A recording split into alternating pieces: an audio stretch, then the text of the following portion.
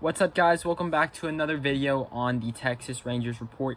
And in this video, we are going to be going over what should we expect from Jon Gray in the 2022 season and beyond. So it was all on the same day that the Rangers signed Marcus Semien, Jon Gray, and Cole Calhoun.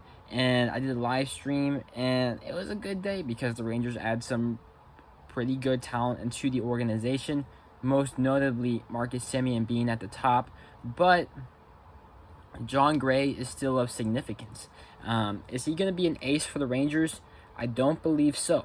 But what could he bring to this Rangers rotation? And that's what I'm going to be going over right here. If you're a Rangers fan, make sure to subscribe, become your number one source. But yeah, let's get straight into it. So I don't think he'll be our ace. I don't think he ever has really been an ace. I think that role will most likely go to a Clayton Kershaw or a Carlos Rendon if we go after them. And then maybe, so we have Jon Gray for 4 years, so maybe later down, once that contract is getting done with, that'll probably go to Jack Leiter or Cole Winn.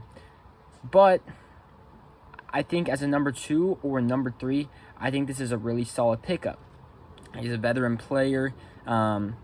And he's not going to hurt you. He's not going to hurt you. That's the biggest thing. Maybe a little bit of an overpay, but I think the Rangers have done a really good job of bringing in veterans for this similar value and turning them into all-stars. I don't know if it's sustained success, but they've been all-stars in their tenure with the Rangers. So their first signing was Mike Minor. He pitched really well with the Rangers until his last year, and he was an all-star. And then they signed Lynn. We all know that he was a candidate to win Cy Young this year with the White Sox. And then Kyle Gibson this last year. And his first year with the Rangers, he was god-awful. But then he went on to be an all-star this year. So all these guys have gone on to be all-stars. I don't think Lynn was ever an all-star with the Rangers. But this Jon Gray signing has all three of those signings, like, it has that same mantra for me. So do I think he could have that same, do I think Gray could have that same success?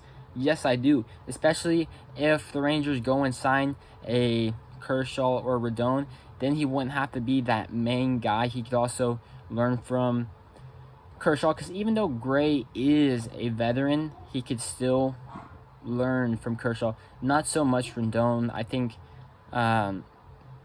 if we sign Rendon, I think Rendon would actually learn from Jon Gray.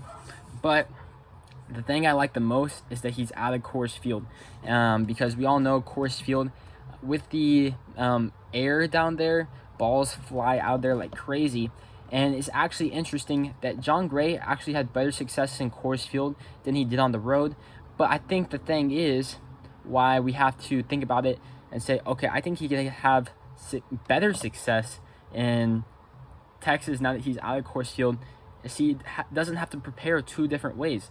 Whenever he's pitching with the Colorado Rockies, he would have to prepare for pitching in Colorado, and then he has to prepare for pitching in an away ballpark. But now he can prepare the exact same way. Of course, unless we go and play in like Colorado or in Arizona, which won't happen that often because Arizona still has almost the exact same air as Colorado. But we're in the AL West, so whenever those are the teams will be majority, those are the teams that will those are the teams will play most often. So the Angels, the Athletics, the Mariners, the Astros, the air won't be a factor there. So he can prepare the exact same way. And I think the consistency will translate into his big league success in the second half of his career. So I am excited to see what Jon Gray can do.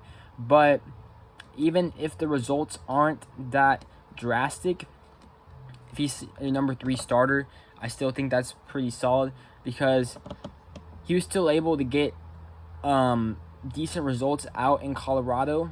So if he's able to produce that same success in Texas, then that could be a number 3 starter. But if he's able to excel his game, which I think he can now that he is out of Colorado, or he's on a winning ball club, and that can change your mentality a lot, and he gets to prepare the exact same way now. I think he can take his level up a notch, and he could become a number 2 starter in their rotation. I think this was a really underrated signing by the Rangers.